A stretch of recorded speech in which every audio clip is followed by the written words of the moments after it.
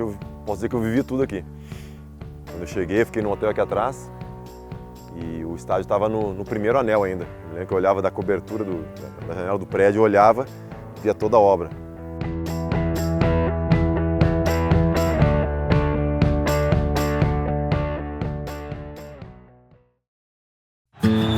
Ele apita o fim do jogo.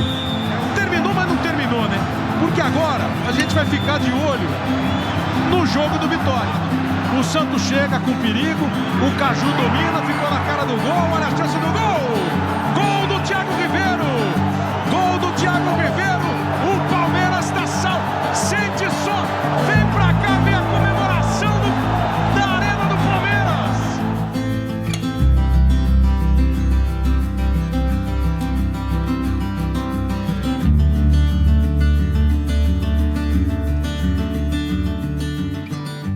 A gente estava numa situação difícil aquele ano, né? Nós teremos mais 2 jogos em casa, né? Contra o Sport e contra o Atlético Paranaense. E até foi levantada uma dúvida na época se deveria ou não fazer esses jogos no Allianz, né? Pelo momento que a gente estava. E os jogadores decidiram e opinaram por jogar aqui, né? Mas foi... É sempre um momento diferente na história de um clube, a inauguração de um estádio, né? E tu participar de um jogo desse é muito marcante, até porque, querendo ou não, tu entra na história do clube por uma transformação, na verdade, que o Palmeiras estava passando naquela época.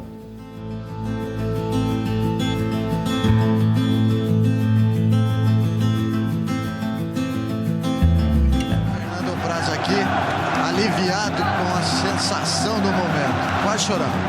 Cara, tiramos o caminhão das costas, né? Não é fácil pra gente que é experiente jogar assim. Imagina pra esses meninos que pegaram o time nessa posição. Ouviu o Valdívia aqui. O clima era um clima bastante pesado, né? Eu sempre falo, acho que em termos de carga emocional, foi o jogo mais complicado que eu joguei até hoje. Porque se acontece um desastre e a gente não consegue ficar na primeira divisão no ano de inauguração do estádio e no ano do centenário do clube, né? Então seria muito pesado e o grupo todo absorveu isso.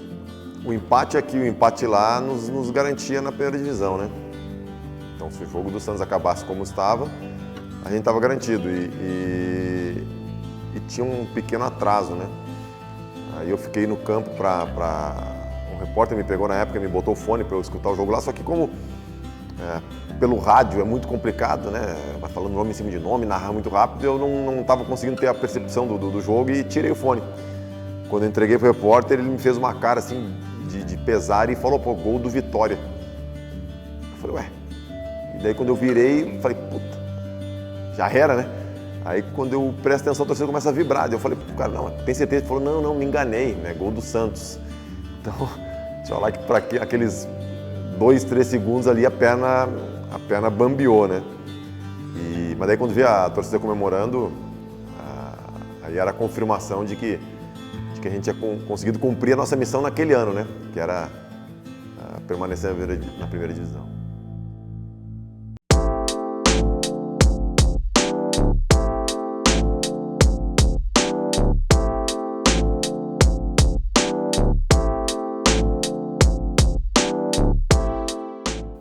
Então, o Fred, ele teve uma lesão um jogo antes, né?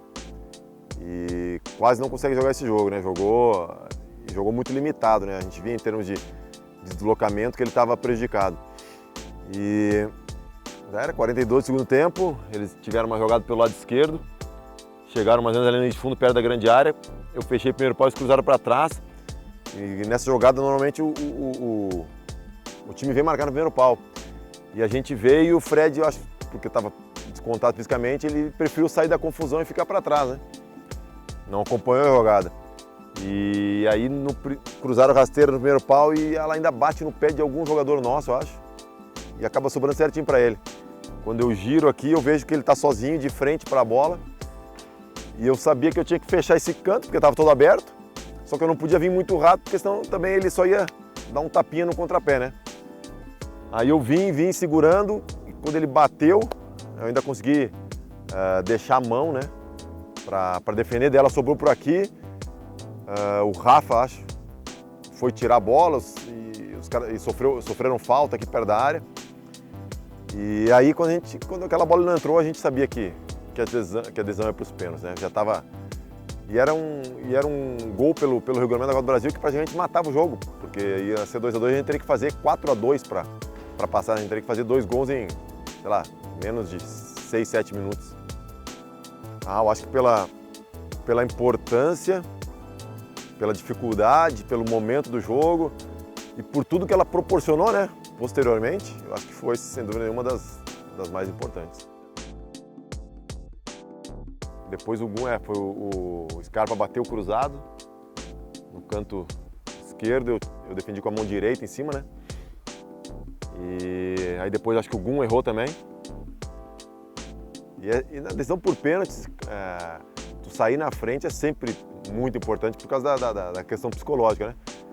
Tu joga um peso muito grande para o adversário e a gente, tanto na Copa do Brasil como na final, como na semifinal, a gente conseguiu sair na frente e conservar essa vantagem.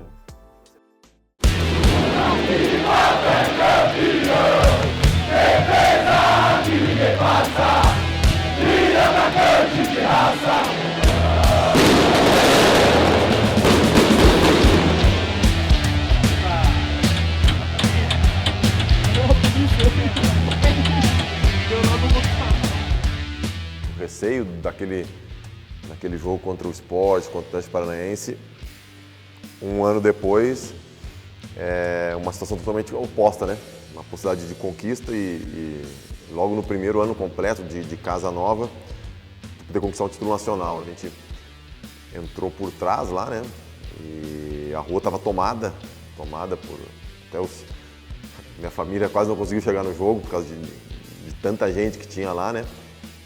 E isso mexe com o jogador, né? Mexe lá no subconsciente, mexe muito. Te traz uma energia muito boa e a sensação que dava é que com aquele ambiente não tinha como se perder, né? Pelo menos na minha cabeça, a primeira coisa que veio falou, não tem como a gente perder hoje. Então, tu chega já no vestiário, já no clima do jogo, no clima de decisão, e foi isso que a gente levou para dentro de campo.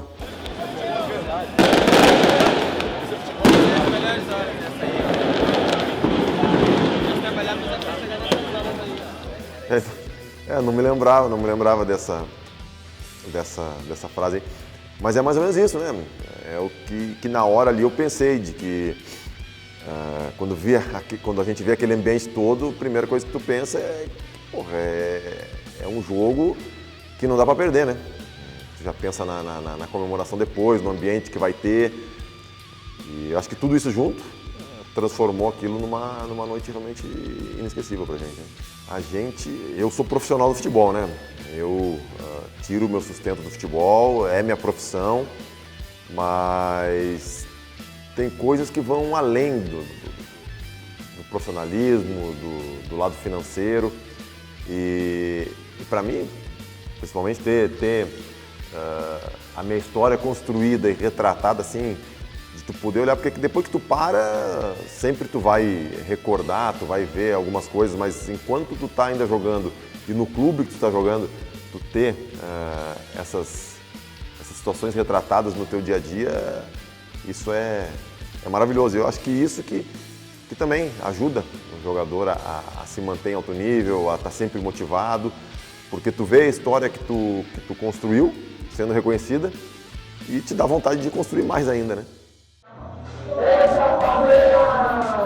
É isso aí, Luquinha. Estamos na torcida aqui pela família Maia. Bom jogo, muita pessoa em cada um aí. Ser campeão, Palmeiras. Vamos chegar. Então, cara, ali é muito particular, porque cada um, quando vê aquela imagem, passa um filme na cabeça, né? E cada um tem sua história com a sua família, então alguns têm uma história um pouco mais difícil, outro vem à cabeça momentos felizes, outros vêm momentos tristes, alguns vêm momentos de dificuldade que passou, alguns vêm momentos felizes. Mas eu, particularmente, eu sempre trago comigo eles, então, para mim, óbvio que foi bom vê-los ali, né, falando para mim. Mas eu acho que isso durante todos os jogos, durante toda a minha carreira, eu sempre, antes de entrar em campo, tenho essa ligação com a minha família. Mas o mais impressionante é como isso mexe com os jogadores, né? E a gente tem que ter muito cuidado nessas horas, porque às vezes você já está num nível de excitação muito alto, um nível de adrenalina muito alto, e vem mais uma descarga dessas. Então, sinceramente, eu tive preocupação também na hora ali para que o pessoal conseguisse alguns não ficarem meio atordoados e conseguir entrar no jogo, porque no jogo tu precisa de coração, óbvio, vai ter, com 40 mil pessoas gritando, mas tu precisa ter muito discernimento, porque o coração ajuda a ganhar jogo, né? Mas tu ganha o jogo com a cabeça, com discernimento para conseguir fazer tudo que foi trabalhado durante a semana com os outros 10 jogadores. Então tu tem que ter uma serenidade muito grande dentro de campo.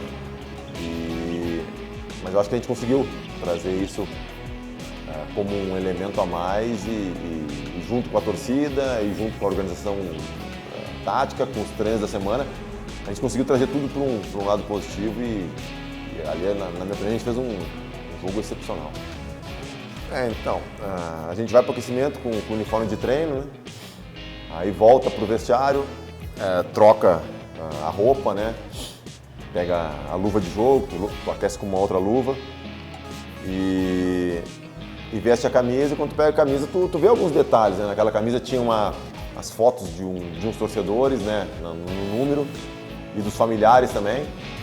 E o que vem na cabeça é que aquela camisa de um simples, entre aspas, né?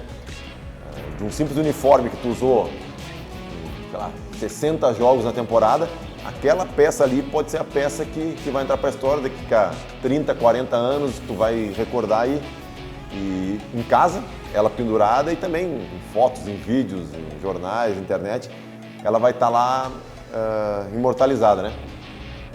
Eu acho que de uma camisa, de um jogo normal, ela passa a ser uma relíquia, né? Um objeto histórico. E só se vencer, né? Então tu pensa tudo isso. E essa camisa aqui pode te tornar um personagem histórico de uma história de um clube. E essa camisa se tornou meu xodó, né? Se eu pudesse jogar todos os jogos com essa camisa aqui, eu jogaria. Virou meio que não é amuleto, mas é uma coisa, é um uniforme que me traz muitas recordações boas e para mim é o mais bonito que a gente tem. A família sempre é importante, né? Te traz uma segurança, um conforto, te traz boas lembranças. E eles não podiam deixar de estar aqui na final da Copa do Brasil, né? Na semifinal contra o Fluminense, eu pude fazer uma coisa com 38 anos, né? 37, 38 anos, que é difícil para um goleiro porque a gente não faz gol, né? Então, o negócio da gente é defender. E a semifinal da Copa do Brasil calhou de ser bem no dia do aniversário deles. E calhou de ir para os pênaltis e eu pegar um pênalti, inclusive, do Scarpa, né? Que está aqui com a gente agora. E ele sempre pediu, então foi um pênalti em homenagem a eles. Eu estava jogando com uma camiseta por baixo, com o nome deles, dando parabéns, né? E foi um cenário perfeito, né? E aí, na final da Copa do Brasil, eles aqui comigo de novo, é o que eu falo, são coisas que trazem lembranças positivas, né? Não, só eles me cutucaram quando subiu o mosaico aquele, né? Com a minha foto, que nem eu sabia que ia ter, né? Aí subiu o mosaico, aí eles me cutucaram mostrando que era eu que estava no mosaico, até pegou eles também de surpresa. Então, eu sempre falo, aquela noite da Copa do Brasil foi como se fosse um roteiro de filme, né? Na hora eu fui pego de surpresa, cara. Tava perfilado para cantar o hino, né? E normalmente a gente canta o hino pro outro lado, né? O mosaico subiu desse lado aqui, né? Mas causa surpresa, causa uma emoção muito grande, né? Porque eu nunca tinha passado por isso na minha carreira, né? Quer dizer, eu não tinha passado por tantas coisas que aconteceram naquela noite, né? Não tinha passado por isso de ter um mosaico desses, com uma foto minha, sei lá, de quantos metros. Não tinha passado por uma decisão por pênalti na Copa do Brasil em que eu fizesse o último gol. Então foi... Não sei se foi premonição, mas se pudesse escrever um filme, seria o roteiro praticamente perfeito, né? E a gente não sabia como é que seria o final, né? Mas foi tudo... O destino escreveu de uma forma impressionante na história. Primeiro, eu acho que mudaram esse gol, né, cara? Tá bem maior do que naquele dia lá. Aquele dia parecia que era muito pequeno, cara. Mas... Não, tenho uma recordação maravilhosa daqui, né? Não posso negar. Quando eu fui bater o pênalti, o Ricardo Oliveira tinha batido, a bola voltou pertinho, o Eber pegou a bola, eu fui pegar a bola com o Eber, ele tirou a bola de mim, né? Eu falei pra ele, não, eu sou o quinto. Daí ele falou, então tá. Aí eu arrumei a bola e pensei só em bater como eu tinha treinado, né? Eu tinha treinado, nós treinávamos praticamente todo dia pênalti. E eu sabia que eu estava preparado, porque eu estava muito treinado e eu tinha que fazer o que eu treinei. Muitas pessoas acharam, o cara é maluco, vai inventar de bater pênalti, mas eu não ia ser irresponsável a ponto de pegar uma decisão tão importante, uma atitude tão importante sem ter treinado. Eu treinei muito e depois quando eu bati, eu me lembro que eu bati, que eu vi ela mexendo a rede, eu nem ouvi o Eber apitar, nada, eu me lembro que eu saí correndo para aquele lado de lá. E aí chegou Robinho, Dudu, depois Vitor Hugo, chegou o pessoal todo que estava no banco. E aí foram alguns minutos de muita comemoração. Aí depois eu parei mais ou menos para aquele lado lá e me sentei, me deitei no chão para respirar, porque parecia que eu estava correndo uma maratona, né? E ali que eu comecei a deixar baixar um pouquinho a adrenalina e perceber tudo que estava acontecendo no estádio.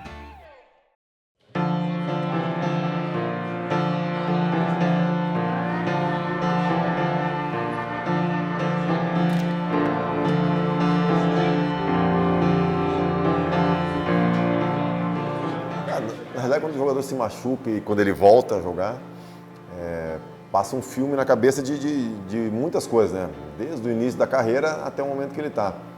E aquele ano foi muito difícil para mim, porque a gente volta 2014, né? 2013, Série B, 2014, aquela dificuldade de no último jogo do ano aqui no estádio estar lutando para não cair. Aí em 2016 eu tenho a situação de ser convocado para a seleção olímpica, né? Aí tenho a lesão, aí eu perco praticamente, perco o título da Olimpíada, né? A possibilidade de jogar na Olimpíada, e perco metade do Campeonato Brasileiro, né? E aí, óbvio que tu fica pensando que o futebol, as coisas acontecem muito rápidas e toda oportunidade tem que aproveitar. Desde o primeiro dia que eu machuquei, primeiro dia não, mas 4, 5 dias depois, quando tu começa a organizar teus pensamentos, tu começa a aceitar, tu começa a traçar objetivos. E o meu objetivo era conseguir, pelo menos no último jogo, ou no jogo do título, estar em campo para sentir, né, o sabor. Por mais que eu possa ser considerado campeão mesmo não estando naquele jogo, mas não é a mesma coisa do que tu tá ali, trocar, entrar pro estádio, ver a torcida, aquecer. E a minha recuperação toda foi em cima disso. A cada dia que eu trabalhava, a cada reconsulta no médico que me operou, a minha discussão com ele, a minha briga com ele era em relação ao prazo para eu poder voltar para estar no último jogo, né, no jogo do título.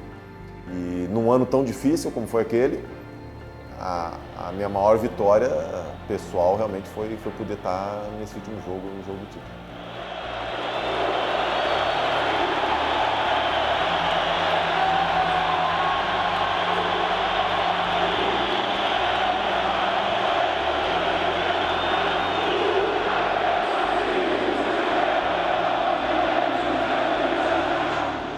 Então, não me lembro exatamente, mas foi tipo alguma coisa, bem-vindo de volta. E o pessoal no banco estava falando já, Cuca só fez 2, hein, pai? A terceira vai ser tu. Mas até então eu não sabia, né? E ali eu vi que as coisas tinham dado certo e que eu tinha conseguido. Sei lá, nem sei quantos minutos eu fiquei em campo, mas para mim foram muito importantes.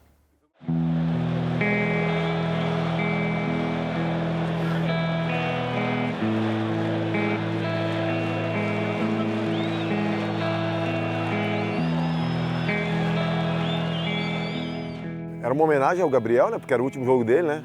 Ele já estava vendido, ele ia embora. Um garoto formado aqui. E também pela homenagem que ele fez para mim também na seleção, né? Ele foi pro pódio com a minha camisa. E eu sempre falo, eu posso não ter sido campeão olímpico, não ter jogado, mas todo mundo que olhar aquela foto do pódio da Olimpíada vai ver o Gabriel com a camisa de um cara lá escrito F Praz e vão querer saber o que era, né? Então ele de um jeito ou de outro, ele me colocou na história também. E era um momento de retribuir, de botar ele um pouquinho mais em evidência, né, em relação aos outros, porque era o jogo de despedida dele.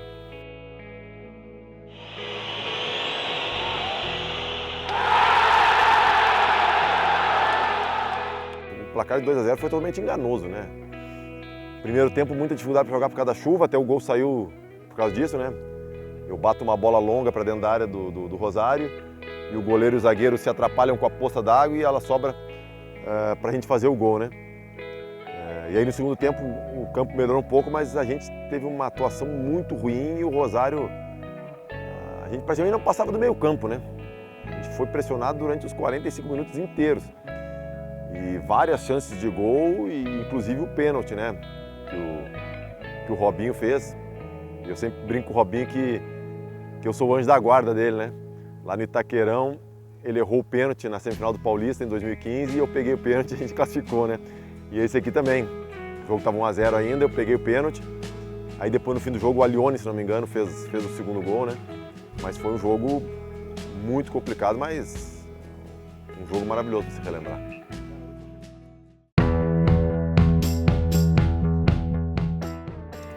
Não tem como fugir, né? O momento mais marcante para mim foi a final do Copa do Brasil e aquele pênalti. Então, acho que não tem. É difícil porque tem outras. O primeiro jogo, o primeiro treino aqui me recorda muita coisa porque sempre o princípio te leva a todo o resto, né? Mas se tiver que escolher um dia, sem dúvida nenhuma, para botar num quadro é aquele pênalti na final do Copa do Brasil.